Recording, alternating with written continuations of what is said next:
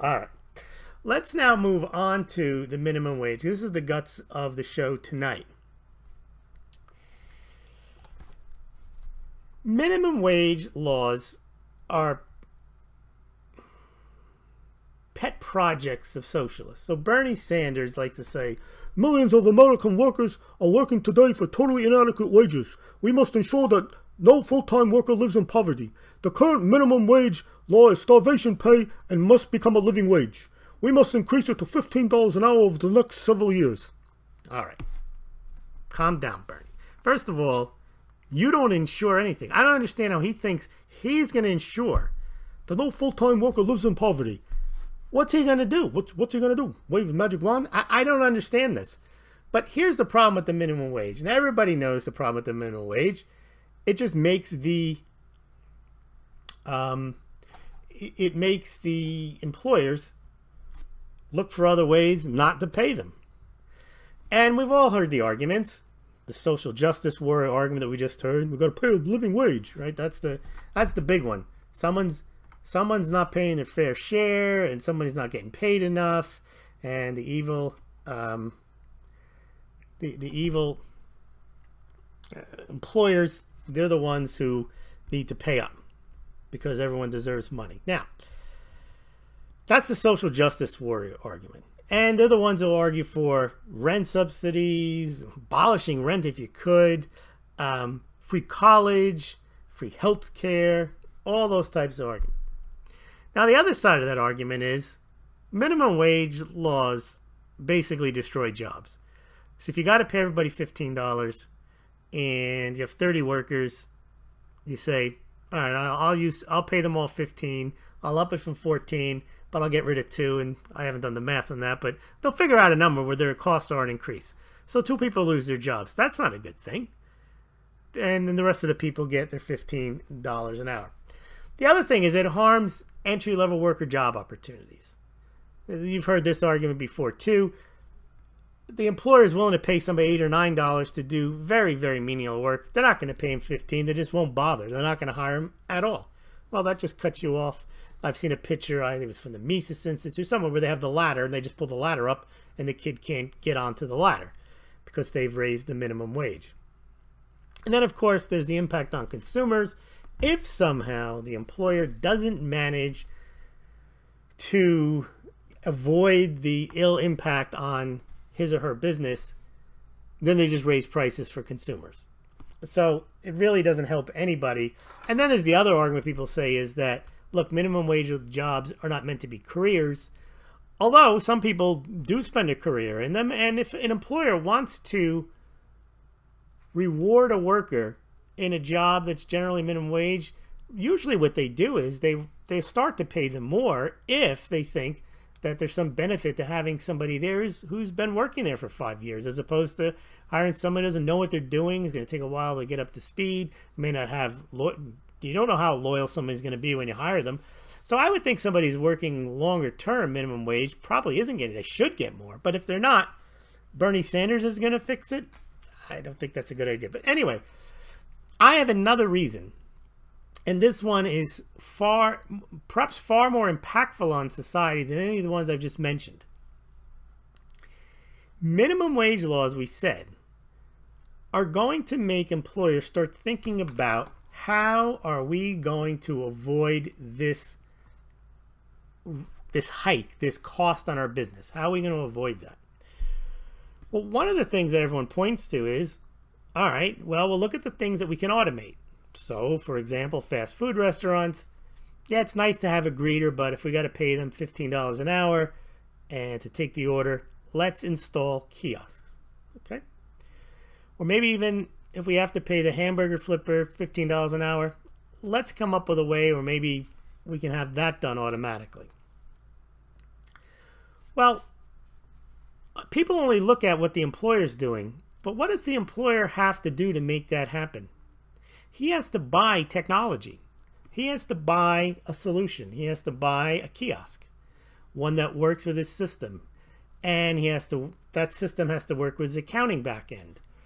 And it has to be of a certain design. And it has to be of a certain shape. It has to be aesthetically pleasing.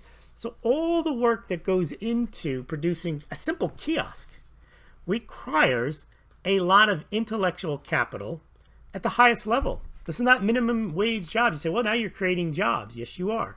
You're creating jobs for people with a lot of skills who are going to code the machines. They're going to work on the software for the machines. They're going to work on the design for the machines.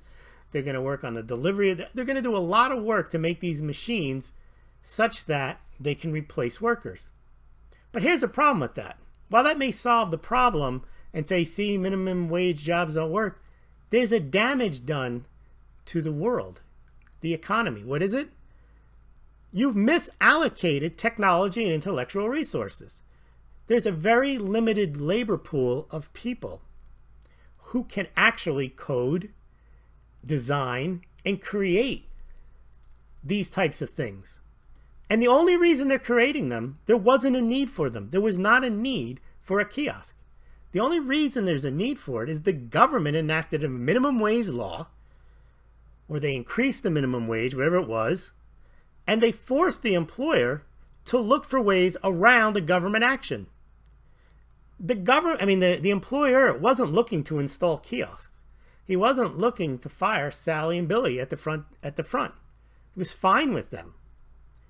But now he can't afford Sally, Billy, and Johnny and the rest of them because the government has installed a minimum wage act.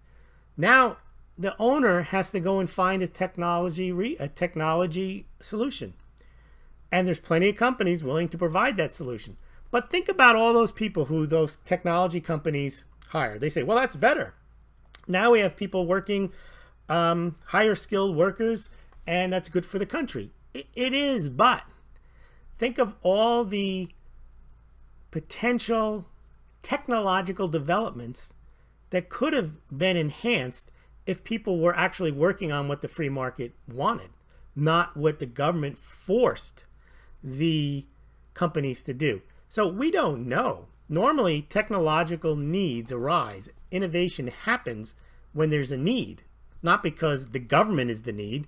So government mandated higher wages force companies, business owners, to spend extra time and effort, intellectual and capital resources to counteract the government action of higher wages. And you see, resources are finite. We know that. All labor is finite.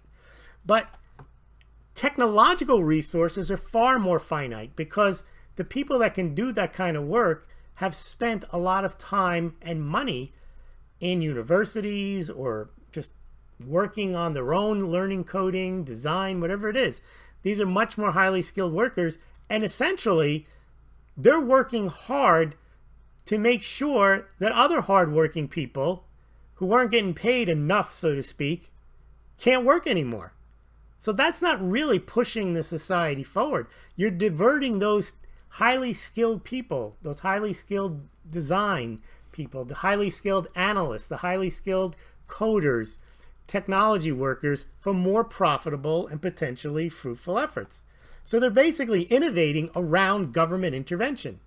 Technical workers are smaller than the large pool of unskilled workers.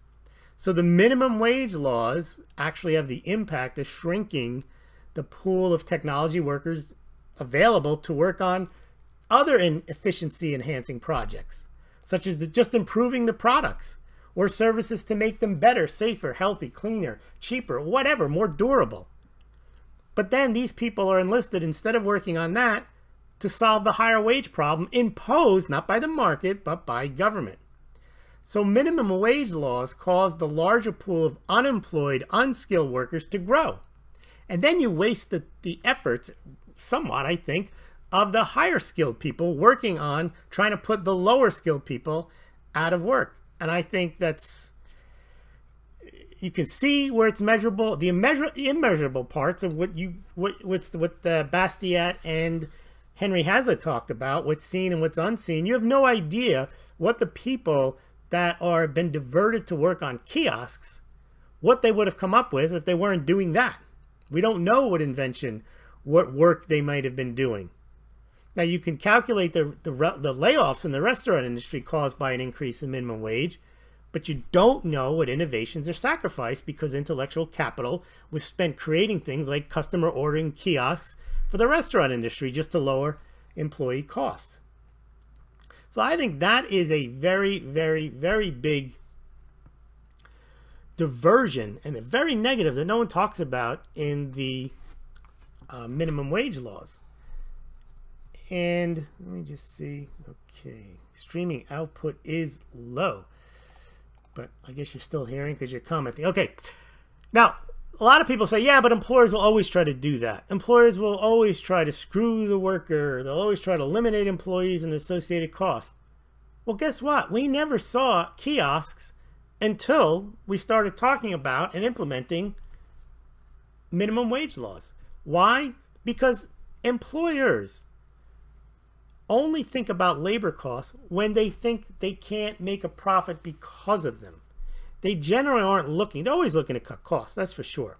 But they know if they cut costs, one of the problems with cutting costs for an employer is he may also, because of cutting costs, cause a degradation in the value of the services that he or she is trying to provide.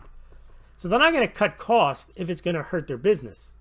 See, that's what they think, that the minimum wage proponents think that all the greedy entrepreneur wants to do is cut costs, and he was going to institute kiosks anyway, so that argument is dumb because they're always trying to screw us. No.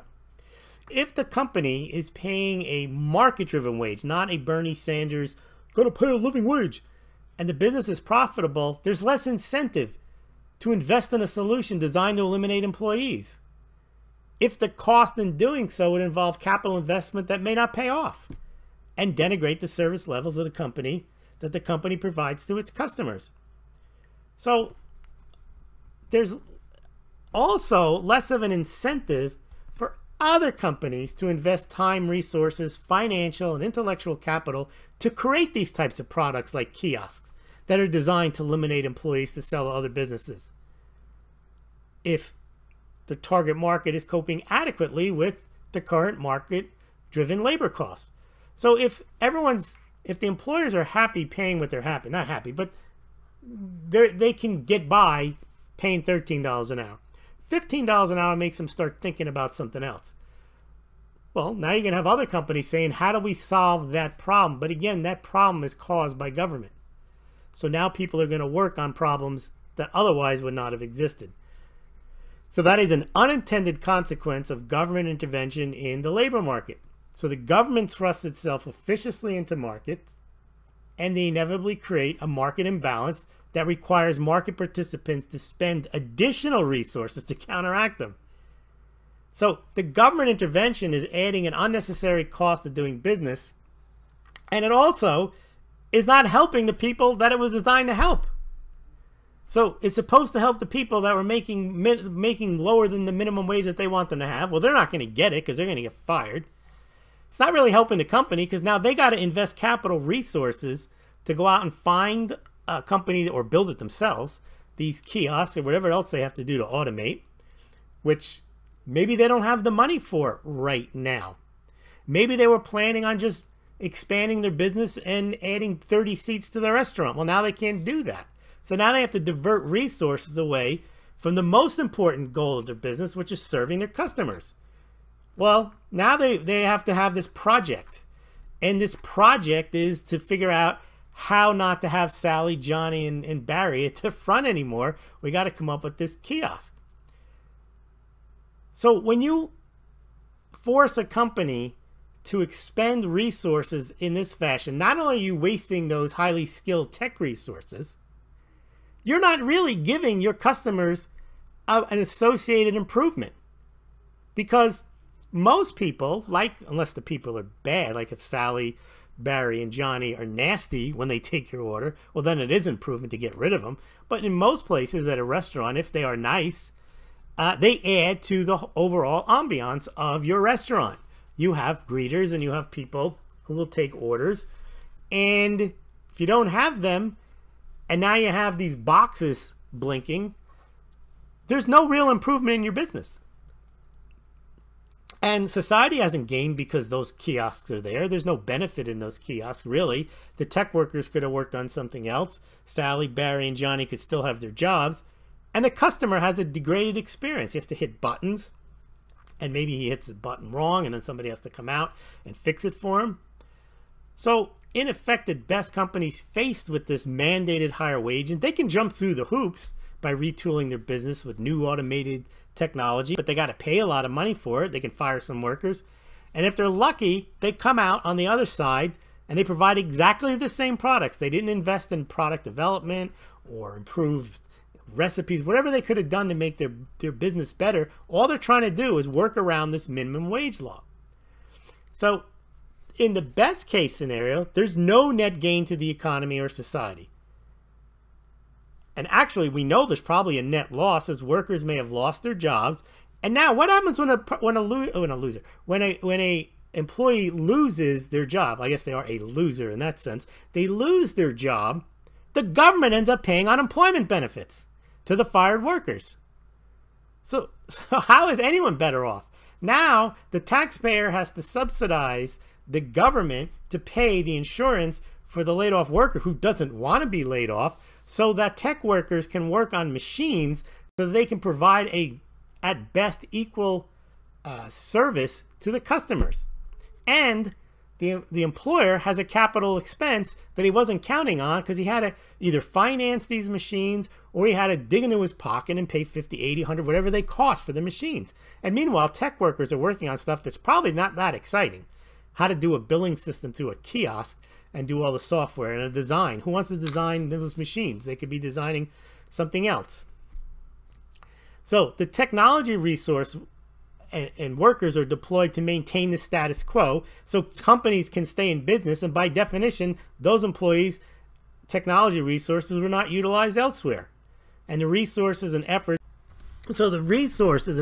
expended to keep the companies in the business or just to maintain the status quo could have been better spent improving the companies or been deployed elsewhere at other companies. Now, in the worst case scenarios, some companies may not be able to adjust to the higher mandated wages, either because paying the increase is going to cause them to lose money, or firing employees would leave them unable to keep the same levels of service, and or the cost of putting in place these technological solutions that would help them lower their costs may be prohibitive. They don't have the money. So these companies can go out of business, thus depriving the business owner and its employees the opportunity of earning a living. The customers of these unfortunate businesses are also losers because they're denied the products and services they once enjoyed prior to this imposition of the minimum wage increase, or the minimum wage imposition of the minimum wage law. So the smaller company is generally the one who gets hosed in all this because they suffer from the imposition of these higher wages, because larger companies, they're better able to adjust to government interventions. Perhaps they even lobby for them. Something like the minimum wage law or mandated wage increases, because they have the legal, technology, cash resources that they can navigate through these large-scale layoffs. And there's a lot of legal stuff you got to go through when you lay off people. It's costly. There's potentially disruption to your business. But for a large company like Walmart, bring it on. Put in the kiosks. They can take care of it. They can have people working on firing the people. They can have people working on installing the machines. And they can actually make sure it goes off without a hitch. And because their cost of technology is going to be lower because they're going to order thousands of machines. Whereas a smaller company is going to order a couple hundred, or maybe they're going to order 2 or 3, or maybe they won't be able to afford, as we mentioned, that they weren't planning on this expense. They weren't planning on the additional cost from the employees, and they weren't planning on trying to offset that cost by putting in these machines. So really, who benefits? We've already said the society doesn't benefit because they're missing out on the potential innovations that these tech workers and designers and other highly skilled workers might have come up with working on something else other than kiosks. We've noted that employees lose their jobs. We've noted that the level of service isn't improved at all and may be degraded because you brought in machines. And we've also noted that the small companies themselves could be going out of business. So who benefits? There is a beneficiary. The workers that aren't fired from these minimum wage laws, they do benefit. The fired workers obviously don't benefit from it. But because the minimum wage law disrupts or kills off businesses, causes other people to lose their jobs, causes taxpayers to have to pay the unemployment insurance for the people who've lost their jobs, prevents other people from getting jobs. If the wages are too high, they're not going to hire entry-level people, and it diverts the limited technical and intellectual know-how from other projects that would benefit society far more than the few who benefit from a government-mandated pay raise. Okay, well, thank you very much for listening, and we will see you tomorrow night at 8 o'clock Eastern Standard.